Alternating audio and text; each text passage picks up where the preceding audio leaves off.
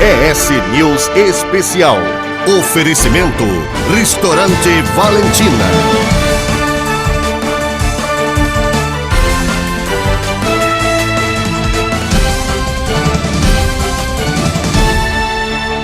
O ES News está no ar no ritmo da economia capixaba, que tem o maior aumento de vendas de carros de luxo do país. O cliente classe A, ele não tem dificuldade de crédito. O diretor-geral do Detran quer um trânsito mais humano. Fabiano Contarato é o entrevistado da semana do ES News Especial. Por trás da morte real, eu comecei a constatar que existem outras mortes que eu intitulo mortes simbólicas. Na Assembleia Legislativa, Dr. Hércules defende uma subsecretaria para o terceiro setor. O ideal seria uma secretaria, mas a subsecretaria a gente já ficaria satisfeito. Agora, no ES News Especial. Esse médico já fez a escolha e deu sorte. Não precisou esperar para receber o carro que comprou. Ele pagou cerca de 150 mil por um carro que, dependendo da cor e de outros componentes, demora mais de um mês para ser entregue. Você entra numa fila para adquirir um carro desse? Sim, eu entraria numa fila para pegar um carro desse porque realmente é um desejo, é algo que eu já venho almejando há muito tempo. E a partir do momento que você definiu que é aquilo ali, eu particularmente entraria na fila caso necessário. Luciano é um dos poucos clientes especiais que não deixam de comprar por causa da crise. Aqui no Espírito Santo, a venda de carros de luxo está bem acima da média nacional. Na faixa acima de 100 mil reais, o crescimento foi de 36%, comparando com o primeiro semestre do ano passado, segundo o Sindicato das Concessionárias de Veículos aqui do Espírito Santo. Quando o valor passa de 250 mil reais, a procura por algumas marcas aumentou em até 70%. Esse carro, por exemplo, custa 725 mil reais e acaba de ser vendido. Os números vão na contramão das vendas de carros populares, que no mesmo período caiu 23% no estado. O mercado do Espírito Santo, até bem pouco tempo, nós não tínhamos estabelecimentos que distribuía e que prestava serviço a esse mercado. Então o consumidor, o que ele tinha? Um produto desse, ele era um pouco temeroso porque ele tinha ou que fazer manutenção fora no local especializado ou ter que às vezes levar até para um mercado de grande centro como Rio e São Paulo. Com o advento de todas as marcas estando estabelecidas na capital, trouxe a maior tranquilidade para ele de adquirir veículos dessa marca. Por isso, também é um segundo forte fator do crescimento dessa classe premium. E esse cliente nosso, ele se planeja mais. Então, não é um momento econômico que nós estamos vivendo agora que tira ele da sua estabilidade. O seu planejamento é um planejamento estratégico. Então, ele não vive o momento, ele planeja o tempo. Este empresário tem lojas em dois segmentos, a popular, em crise, a de luxo, em crescimento. Ele atribui o desempenho ao poder de compra dos clientes. O cliente classe A, ele não tem dificuldade de crédito, né? Então, continua aprovando crédito, que os bancos fecharam o crédito todo, aumentou a taxa de juros, e o cliente emergente, que vinha crescendo, está com dificuldade em aprovação. E o cliente premium não tem essa dificuldade. Eu acho que é por isso que continua fluindo esse mercado de carro premium. A audiência pública discute a proposta de criação de uma subsecretaria para o terceiro setor. A sugestão foi encaminhada por um grupo de organizações não governamentais ao deputado estadual Hércules Silveira, que se comprometeu a debater o assunto com o governo do estado. Esse foi um dos temas discutidos durante a audiência pública realizada na última quinta-feira na Assembleia Legislativa. O ideal seria uma secretaria, mas a subsecretaria a gente já ficaria satisfeito. São Paulo é um estado que tem, a gente sabe que o estado de São Paulo é um estado rico, mas nós também podemos trabalhar, apesar da nossa dificuldade financeira, trabalhar nesse sentido de criar a subsecretaria. Esse pessoal tem que ter um endereço para poder procurar aquela necessidade deles. Nós vivemos um momento em que a gente luta por amor à causa. Então, eu vendo uma iniciativa dessa, eu vejo com um agrado muito grande. Por quê? Porque nós temos muita gente trabalhando, como eu disse, anonimamente, e que vai acabar sendo fortalecida. E esse é um trabalho que a sociedade necessita, que o governo necessita, porque nós falamos com o povo lá embaixo, onde muitas vezes, como eu disse, o governo não chega. Eu acho que é muito bom, porque vem resolver problemas sobre a nova lei das licitações.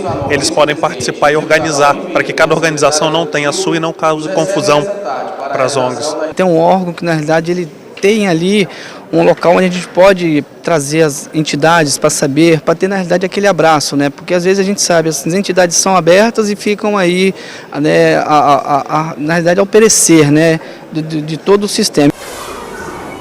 Muito bem, estamos recebendo aqui com muita honra o diretor do DETRAN, diretor-geral do DETRAN, o delegado Fabiano Contarato, ele que tem uma trajetória, tem uma história, né, de enfrentamento, de combate aos abusos no trânsito, né? E todo mundo já conhece a história dele, agora tem esse novo desafio, que é chefiar o DETRAN aqui do Espírito Santo. Tudo bem com o senhor? Graças a Deus. Primeiro, muito obrigado. É uma honra mesmo recebê-lo aqui. E eu queria começar a nossa entrevista falando de um serviço que tem lá do DETRAN.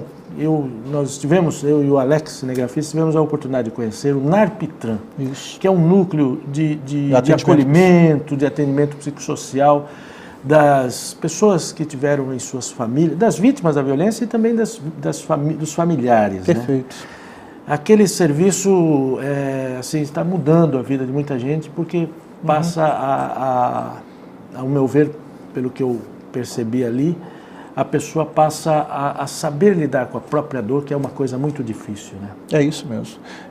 Graças a Deus nós tivemos a sensibilidade, né, e isso não está nos livros didáticos, porque por trás da morte real, Giovanni, eu comecei a constatar que existem outras mortes que eu intitulo mortes simbólicas, que dói tanto quanto ou mais do que a morte real. Vou exemplificar. Foge à lei natural um pai sepultar um filho, uma mãe sepultar uma filha. E eu presenciava isso diuturnamente quando eu era delegado da delegacia de trânsito, né? E os pais, o último lugar que um pai pensa procurar um filho é no DML, que cheira a morte. E o atendimento não é nada bom. E aí eu comecei a verificar essas outras dores, né? Que outras dores são essas? Eu atendi o pai e a mãe que veio liberar o corpo da filha que estava no DML, e que me faziam perguntas. O motorista foi solto, foi entregue a carteira de habilitação, foi entregue o carro, a vida do meu filho vale R$1.000. Na verdade, essas respostas quem deveria responder era a Câmara Federal, que faz as leis. Passava-se 3 meses, só vinha a mãe, a esposa, né? E eu perguntava cadê o marido, e ela falava, chorando, que separou. E eu indagava, por que separou? Eu já sabia por quê. O Estado não dava um atendimento psicossocial para essas famílias e aquele casal começava a se cobrar sobre o responsável pela perda. Quer dizer, a dor ficava maior ainda porque a família acabava se desagregando. Né? Ele falava assim, eu não falei que não era para você ter dado a moto, eu não disse que não era para ter deixado sair, e aí havia o desmantelamento da relação conjugal. A morte do matrimônio era uma morte de desdobramento de um acidente de trânsito. O avô, que agora sente a falta do neto, que perdeu, ele entrava num processo de depressão, 1 ano, 2 anos, vinha a óbito.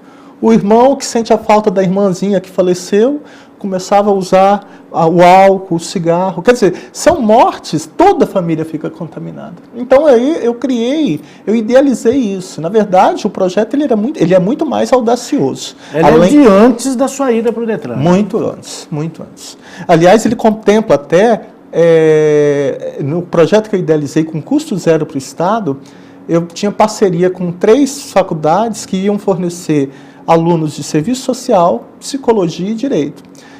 Humanizando uma sala dentro do DML, para uma equipe de acolhimento, pior momento que é aquele momento que você vai reconhecer um ente no DML, de acolher mesmo com alunos de psicologia e serviço social. Dentro da delegacia de trânsito, alunos do direito para dar toda a orientação sobre o recebimento de seguro DPVAT, responsabilidade civil, indenização, responsabilidade criminal. e assim sucessivamente. E os alunos de serviço social iriam monitorar as famílias das vítimas, se ela recebeu a pensão por morte, ou recebeu o benefício por invalidez, como é que está a menina que no acidente, que perdeu a perna, conseguiu a prótese. Então é um trabalho humanizador, é humanizar a dor. E é isso que eu quero trazer com muito mais força agora na direção do Detran. Porque, por exemplo, toda quarta-feira eu, pessoalmente, não atendo político, não atendo servidor do Detran, ninguém. Eu só fico à disposição da população para atender. E como é que é essa quarta-feira? É muito positiva. É só ligar para o Detran, é 3137-2698, 3137-2698, e agendar. Por que tem que agendar? Para a gente ganhar tempo. Então você liga para lá e fala assim, olha, eu quero marcar um horário para falar com o diretor do Detran. Qual é o assunto? Eu tive minha carteira suspensa. A secretária só vai anotar isso e no dia agendado, na quarta-feira, eu já vou estar com toda a vida daquela pessoa ali, no sistema viário, e já vai ganhar muito tempo. Quando ela senta na mesa, já fala, já tem tudo. Então, olha, a sua carteira foi suspensa, não tem isso. Não, mas eu comprei um carro que foi leiloado e não foi dado baixa. Isso é um problema sério. Sim. Então, a gente tem que resolver. Muita coisa se resolve ali. Eu acho que a sociedade passou da hora das instituições que compõem o Estado derrubar literalmente os muros e se interagir diretamente com a sociedade, né? Eu acho que é se humanizar mais. Eu cobro muito porque o serviço do Detran, meu atendimento é muito ruim. E eu tenho cobrado esse serviço de atendimento de excelência. Mas para isso eu também tenho que dar exemplo. Quer dizer, por outro lado, também tem eu percebo uma cobrança quando o senhor faz um auto-julgamento, estando à frente do Detran e dizendo que o serviço do Detran é muito ruim, você tem a responsabilidade de mudar isso. De mudar isso. E o que vai ser feito para melhorar esse atendimento? Não, esse atendimento eu já estou fortalecendo a corregedoria. A corregedoria hoje está com uma direção, o corregedor-geral é uma pessoa concursada, um advogado concursado, inteligente. Estou dando uma estrutura para fiscalizar todos esses Ciretrans e PAVs, restringir ao máximo essa ingerência política. As pessoas têm que estar por competência. O serviço público, um dos princípios que rege a administração pública é a eficiência no serviço público, isso está no artigo 37 da Constituição Federal. Então, é penalizar. Se for cargo comissionado, vai ser exonerado. Se for funcionário efetivo, vai responder um processo administrativo disciplinar e vai ser advertido, suspenso ou expulso. O que nós não podemos conceber é que o serviço público não seja prestado com eficiência, como manda a Constituição Federal. Agora, é lógico que para você ter um serviço bem prestado e eficiente, tem que ter um pessoal bem treinado, né? Bem capacitado. Vocês também vão investir nisso? Claro. Agora, só para voltar ainda no núcleo de atendimento psicológico, quando você fala... Vamos fugindo do assunto, né? Não, porque eu achei interessante, porque quando a gente fala das vítimas, né?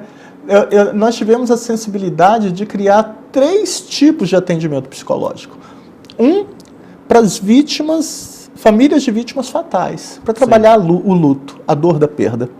Outro, para trabalhar as vítimas parciais, né? Como é que fica aquela moça, trabalhar a autoestima daquela moça que ficou sem a perna, ou que está paralítica, ou o jovem que está sem o braço, né? E o terceiro grupo, para trabalhar o motorista infrator.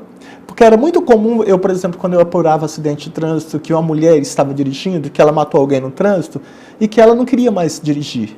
Ela se cobrava isso, ela se penalizava. Sim. Então, é natural que isso aconteça, mas o que o poder público pode fazer? Eu não posso misturar esses 3 públicos num grupo de atendimento psicológico. Então, você tem um enfoque para a família de vítimas fatais, um enfoque para as vítimas que sobreviveram, um enfoque para o motorista, entre aspas, infrator. Então, é esse grupo. E nós estamos interagindo diretamente com as escolas. Eu tenho continuado dando palestras gratuitamente dentro das empresas, qualquer que seja o ramo de empresa, eu tenho ido.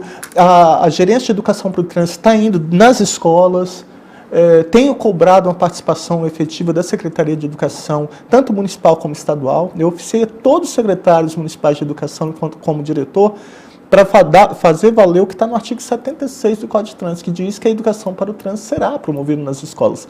Infelizmente, isso não vem acontecendo, mas enquanto que as secretarias, eu estou denunciando isso ao Ministério Público e cobrando providência aos secretarias municipais e estadual. E estadual, né? Isso. O estadual deve ter um convívio muito mais fácil, porque é dentro da esfera do governo. Sim, já mantive contato e agora sempre há uma resistência, né?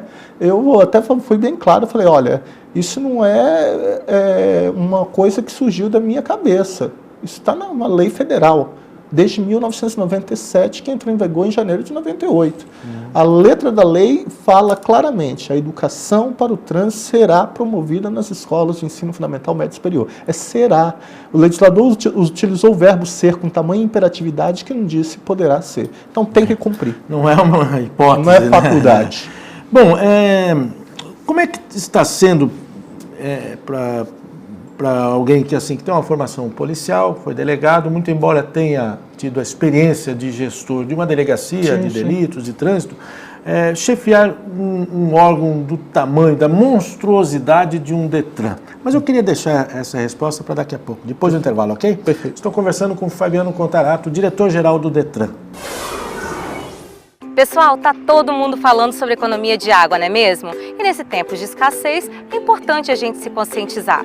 Por isso, a Prefeitura de Cariacica lançou uma ideia super criativa para monitorar o consumo de água em casa. É o aplicativo do projeto Água Viva. Com ele, fica muito mais fácil saber quantos litros de água a gente gasta no banho, lavando louça, roupas e outras atividades do dia a dia. E para baixar o aplicativo do projeto Água Viva é simples. Quem tem celular com Android é só baixar pelo Google Play e quem usa iPhone pela loja virtual da Apple. Olha só, eu vou simular aqui que eu estou escovando os dentes. Aí é só apertar o play que o contador começa a registrar quantos litros de água eu gasto com essa atividade. É o máximo, né? Essa é uma iniciativa pioneira da Prefeitura de Cariacica para conscientizar todo mundo a economizar água. Baixe agora mesmo Projeto Água Viva. Consciência no consumo, economia na conta.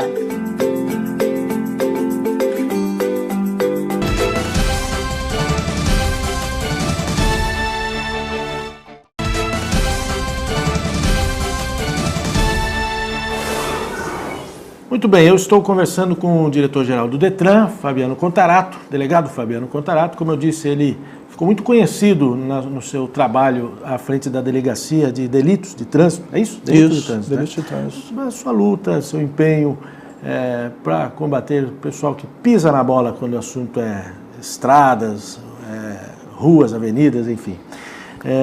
Mas como é que está sendo a sua vida como gestor? Alguma coisa te surpreendeu, te assustou? Tem algo que você chegou e falou, poxa, não era para ser assim?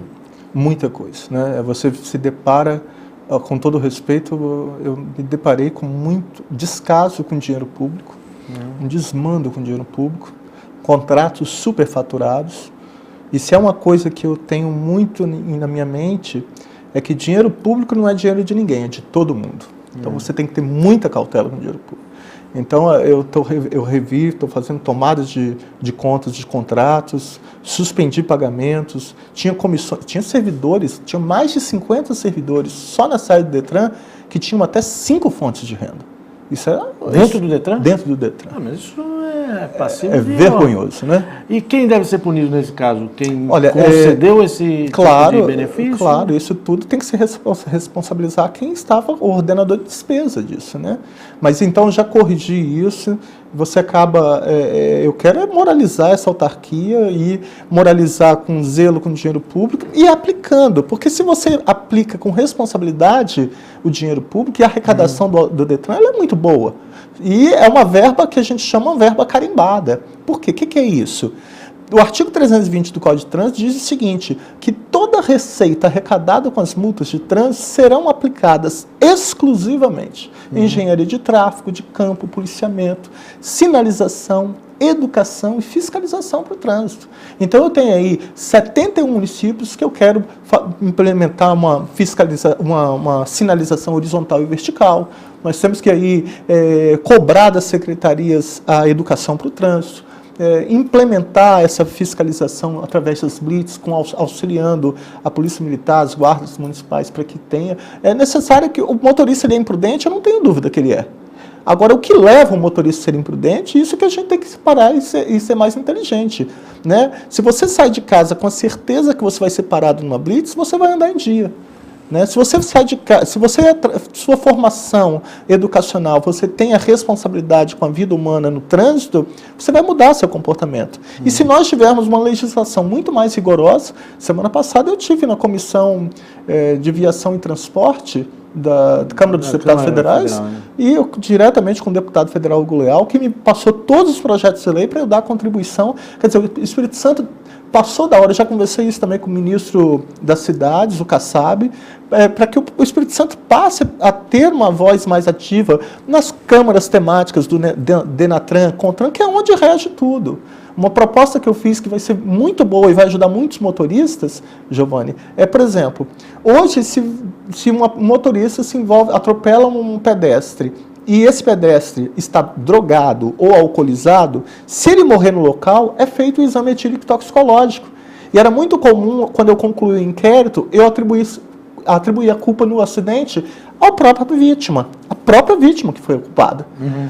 E o que eu estou fazendo? Eu já propus isso. Quer dizer, deixa eu só entender melhor aqui, que nos casos em que o atropelado ele está embriagado, drogado, é feito assim. Exame. Antes, e aí a responsabilidade sim, era muito comum, vinha lá o corpo do DML, o cara estava atravessando fora da faixa, e coletava o sangue e a urina e tinha lá positivo para maconha, ou crack, ou cocaína, ou alcoolizado. Eu falava da análise da trilogia da culpa, saber imprudência, negligência e perícia. Se culpa houve, foi tão somente da própria vítima que por imprudência dera causa sua própria morte. E sugeriu o Ministério Público o arquivamento. Só que onde que eu quero chegar, que vai ser um grande avanço se for atendido isso em nível nacional? Se a vítima não falece num local, aí não é feito o exame. E é isso que é a proposta que eu fiz. Eu peguei uma resolução do CONTRAN, a resolução 432, e porque lá só fala exame de alcoolemia para as vítimas fatais. A sugestão foi toda vítima de acidente de trânsito, fatal ou não fatal, será coletado sangue e vai ser feito o exame etílico e toxicológico. Aí você vai poder... A tendência é passar essa lei. Se Deus quiser. Porque você vai acabar beneficiando muitos motoristas. Imagine se você atropela uma pessoa que está completamente drogada, mas que ela falece só 2 dias depois. Como ela já deu entrada no hospital da rede pública ou particular, o médico já vai coletar o sangue para os exames laboratoriais. Então ele coloca um anticoagulante, manda para o laboratório de toxicologia. Agora, o resultado vai ficar condicionado a uma ordem judicial, mas pelo menos você preservou a prova. E aí você pode buscar a verdade real dos fatos. E não ficar aí punindo o inocente. Não vai punir o inocente. Outra coisa, você aprende muito no Detran? Nossa Senhora. Cada dia, eu costumo falar que eu acho que o Detran é um estado dentro do outro estado. Porque você envolve tudo, você envolve servidor, você envolve centro de formação de condutor, né, que tem um papel preponderante na formação, clínicas credenciadas, médicos, você tem aí muitas soluções, motoristas, pedestres, estradas... É muita coisa. Mas o desafio é muito positivo porque você vê a coisa acontecendo, né? Você vê, em pleno momento de crise que nós estamos, em nível nacional e estadual, eu consegui sensibilizar o governador a reduzir a taxa de renovação da CNH. Como é que foi isso, hein? Nossa, foi porque essa taxa era R$ 188,10 para você renovar uma CNH no Estado do Espírito Santo. Essa taxa é muito elevada, na minha humilde opinião. E ela sempre foi crescendo, sempre. Todos os governos que passaram, a tendência foi elevar essa taxa. E eu sensibilizei o governador falando, olha, não tem como, a gente tem que diminuir. E ele reagiu como isso? Ele, no primeiro momento, mas ele entendeu, ele falou assim, olha, Fabiano, você está coberto de razão, realmente, é aquilo que eu te falei, se você pega a utilização da verba com as infrações e aplica com responsabilidade, você tem como ajudar todo mundo. Então você diminui ali, mas você já tem uma arrecadação muito grande nas multas. Sim. E aí foi essa redução, a partir do ano que vem, porque não tem como fazer para esse ano, essa taxa que era de hoje foi aprovado hoje na Assembleia, essa taxa que era de R$ 188,10, passou a ser R$ 150,48. Quer dizer, é uma diminuição muito grande. O Detran vai deixar de arrecadar por ano mais de 6 milhões de reais. 6 milhões de reais. Mas o foco é a humanização, a educação para o trânsito. A moralidade no serviço público, responsabilidade. Dinheiro bem cuidado, ele acaba se valorizando. Agora, você até antecipou uma última pergunta que eu queria fazer, que era a seguinte. E eu não vou entrar pelo caminho do lado político, mas o governador Paulo Artung é um gestor já testado, tarimbado, conhecido, tem uma formação não só acadêmica, mas tem uma formação como gestor dos quadros do BNDES e tudo mais. Como é conviver com essa pessoa, esse gestor chamado Paulo Artung? Nossa senhora, você tocou num ponto que eu acho assim, fantástico. Eu jamais pensei nisso, né? Participar de reuniões com ele é uma aula. É uma aula de responsabilidade, é uma aula de foco, objetividade, com meta. Você não pode simplesmente fazer, não. Você tem que saber qual a repercussão financeira disso, como é que vai se dar. Né? Então, é muito positivo. Eu estou para dizer para você, olha, não é porque hoje... É um aprendizado constante. Constante. Vamos ver com ele. Eu estou para dizer para você que, pelo que eu conheço, eu sem sombra de dúvida, eu acho que é o maior político na história do Estado do Espírito Santo. Porque a experiência que se traz, que se ganha, é muito boa. Eu saio renovado a cada reunião, porque tem uma vivência, né? Uma pessoa que foi deputado, que foi prefeito, que foi líder estudantil, economista, ele gestor, então tem muito a passar. E isso a gente aprende muito, e você acaba levando isso para o dia a dia, né? E o Detran é um desafio a cada dia, porque tem também ingerência política que eu tenho que cortar. O governador está me dando total autonomia para montar minha equipe. A equipe que eu estou tendo é técnica, e isso é muito positivo, e quem está ganhando com isso é a sociedade. É perceptível essa vontade de acertar que ele tem, a começar pela escolha do seu grupo, né, da sua equipe. Agradeço muito, foi uma honra recebê-lo aqui. Obrigado a você. Eu queria convidar todos a missa em memória dos vítimas de acidente de trânsito, 1º domingo de agosto, 9 horas da manhã, no campinho do Convento da Penha. É um momento... Tradicional missa, né? Conseguimos instituir isso por lei, é o 9º ano. Eu convido a todos, você que perdeu ou não perdeu, é um momento de solidariedade, é um momento de celebrar a vida, é um momento de amor. Primeiro domingo de agosto, campinho do Convento da Penha, 9 horas da manhã. Estaremos lá. Se Deus quiser. Amém. Muito obrigado, foi uma honra recebê-lo aqui. Deus abençoe. Amém. Recebemos aqui com muito orgulho, com muita honra, o delegado Fabiano Contarato, hoje diretor-geral do Detran. Semana que vem a gente volta com outra entrevista. Eu espero que seja tão boa como essa. Até lá. Pessoal, tá todo mundo falando sobre economia de água, não é mesmo? E nesse tempo de escassez, é importante a gente se conscientizar. Por isso, a Prefeitura de Cariacica lançou uma ideia super criativa para monitorar o consumo de água em casa. É o aplicativo do projeto Água Viva. Com ele, fica muito mais fácil saber quantos litros de água a gente gasta no banho, lavando louça, roupas e outras atividades do dia a dia. E para baixar o aplicativo do projeto Água Viva é simples. Quem tem celular com Android é só baixar pelo Google Play e quem usa iPhone pela loja virtual da Apple. Olha só, eu vou simular aqui que eu estou escovando os dentes. Aí é só apertar o play que o contador começa a registrar quantos litros de água eu gasto com essa atividade. É o máximo, né? Essa é uma iniciativa pioneira da Prefeitura de Cariacica para conscientizar todo mundo a economizar água. Baixe agora mesmo Projeto Água Viva. Consciência no consumo, economia na conta.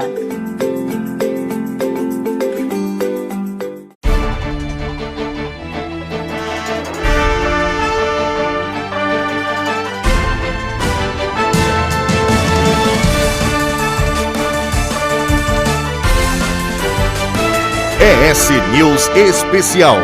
Oferecimento Restaurante Valentina. Vamos às opções de filmes nas telas do Cine System Vila Velha. E como o tamanho não é documento, começamos com As Aventuras dos 7 Anões. A princesa cai num sono profundo após um incidente. A menos que os 7 anões cumpram a tarefa de salvar o amor verdadeiro, que também está adormecido, para que ele... Bem, é melhor ver o filme. Eu, pelo menos, não vou perder. Outra opção é Minions. Os seres amarelos, em depressão desde a morte do seu mestre, acabam servindo a vilões. Numa convenção, acabam se encantando por Scarlet Overking, que pretende ser a primeira mulher a dominar o mundo. Vocês sabem quem é essa? Essa branquela sem sal é a manda-chuva de lá. Eu quero muito, muito mesmo a coroa dela. E como é tempo de férias, Divertidamente. Uma menina de 11 anos vive o drama de mudar de cidade, de amigos, de ambiente. E isso causa muitos transtornos. O sofrimento da pequena Riley é o tema central da animação. Você não falou que era para ser natural? Riley? Meu Passado Me Condena. A vida de casado dos personagens de Fábio Porchat e Mia Mello cai na rotina e ela pede um tempo. Uma viagem a Portugal para os funerais do avô é vista como a saída para salvar o casamento. O Exterminador do Futuro, Gênesis. John O'Connor comanda a resistência dos humanos. O sargento Reese é enviado de volta aos anos 80 para garantir a segurança de Sarah Connor. Surgem inimigos e uma ajuda inesperada. Bom, por hoje é só. No mais é pipoca e boa diversão.